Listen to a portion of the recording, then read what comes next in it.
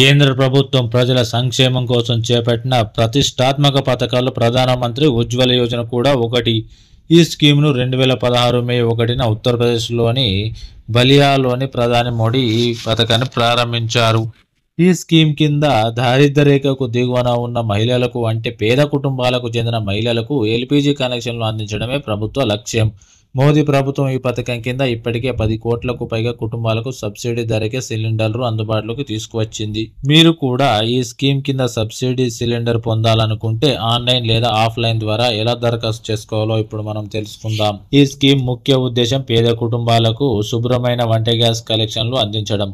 2016లో ప్రారంభమైన ఈ స్కీమ్ కింద దారిద్ర్య రేఖకు దిగువన ఉన్న దాదాపు 5 కోట్లకు పైగా మహిళలకు సబ్సిడీ కనెక్షన్లు అందించాలని కేంద్రం లక్ష్యంగా పెట్టుకుంది. ఈ స్కీమ్ కింద అర్హులైన మహిళలకు సిలిండర్ పై 300 సబ్సిడీ లభిస్తుంది. ప్రస్తుతానికి PMUY లబ్ధిదారులకు గ్యాస్ సిలిండర్ ధర 550కి ఉంది. 2025 మార్చి 1 నాటికి భారతదేశంలో 32.94 కోట్ల ఎల్పీజీ వినియోగదారుల్లో 10.33 కోట్ల మంది PMUY లబ్ధిదారులు ఉన్నారు. ఇక ఉండాల్సిన అర్హతలు. ఈ స్కీమ్కు దరఖాస్తు చేసుకునేందుకు కొన్ని అర్హతలు ఉన్నాయి.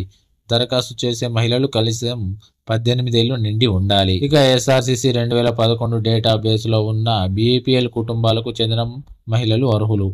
ఇక SC ST వెనుకబడిన తరగతులు, అటవీ నివాసితులు, నదీ ద్వీపాల్లో నివసించే వారు, PMAY, అంత్యోదయ అన్న యోజన, టీ తోటల కార్మికులు, మాజీ కార్మికులు వంటి వర్గాలకు చెందిన మహిళలు అర్హులు. ఇక రేషన్ కార్డు తప్పనిసరి.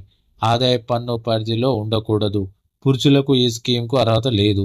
దరఖాస్తు చేసేవారికి ఇది వరకే గ్యాస్ కనెక్షన్ ఉండరాదు. ఆధార్ కార్డు ఉండాలి. బ్యాంక్ అకౌంట్ ఉండాలి. Mobile number, passport size photo కూడా అవసరం.